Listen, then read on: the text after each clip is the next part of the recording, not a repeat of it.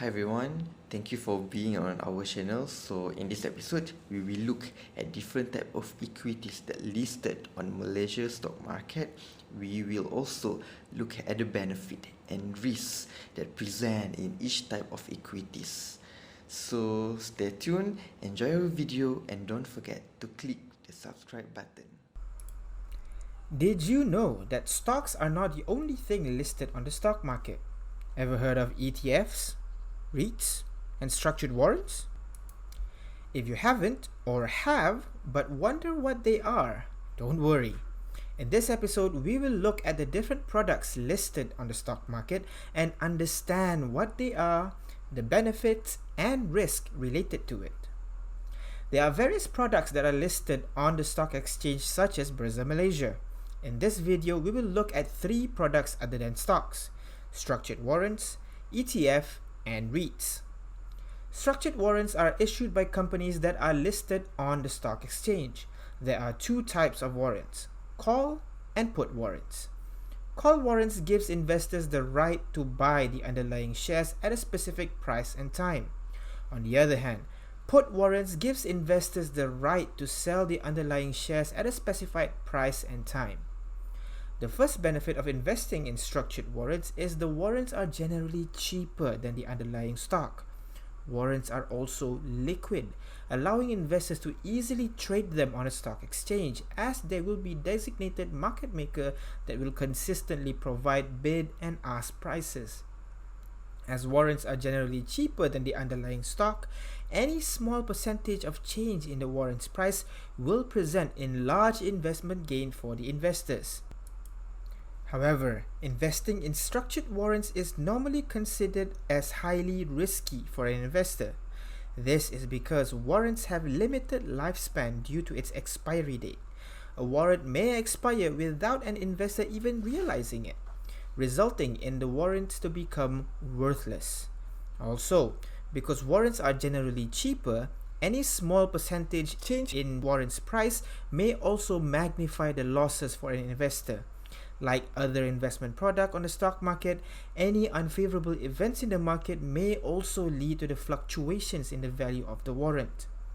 Exchange traded funds, or ETF, are essentially unit trust schemes listed and traded on the stock exchange. ETFs consist of basket of stocks, bonds, futures, or commodities. Buying one ETF equals to buying various underlying equities of the ETF. For example, if an investor buys one MyETF Dow Jones US Titans 50, which is listed on Malaysia's stock market, an investor will practically have exposure to the performance of stocks such as Apple, Microsoft, and Facebook, to name a few. ETF is traded like a stock, which means the cost of investment is lower compared to unit trust schemes. Investing in ETFs also allows an investor to diversify their investment portfolio. Also, being listed on the stock exchange, ETFs are generally more liquid and can be traded easily, similarly to stocks. However, any unfavorable events in the market may lead to the fluctuation of value for an ETF. There is also a risk that the issuer of the ETF decides to close the ETF at any particular time. There is also the risk of hype and herd mentality. Following a hype surrounding a new or current ETF without understanding the underlying securities may backfire and result in losses for an investor. The level of risk investing in ETF is typically considered as low to medium risk.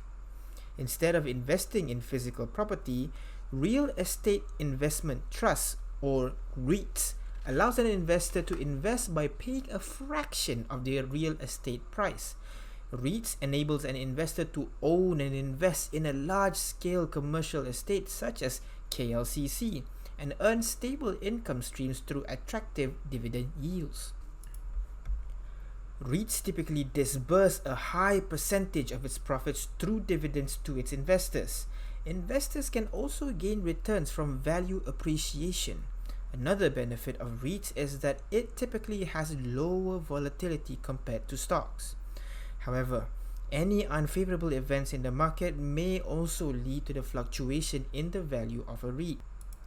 Refinancing risk is also present in REITs investment. For instance, if the REIT manager takes up more debt, this will reduce the ability to provide constant dividend. Another risk related to REITs is valuation risk.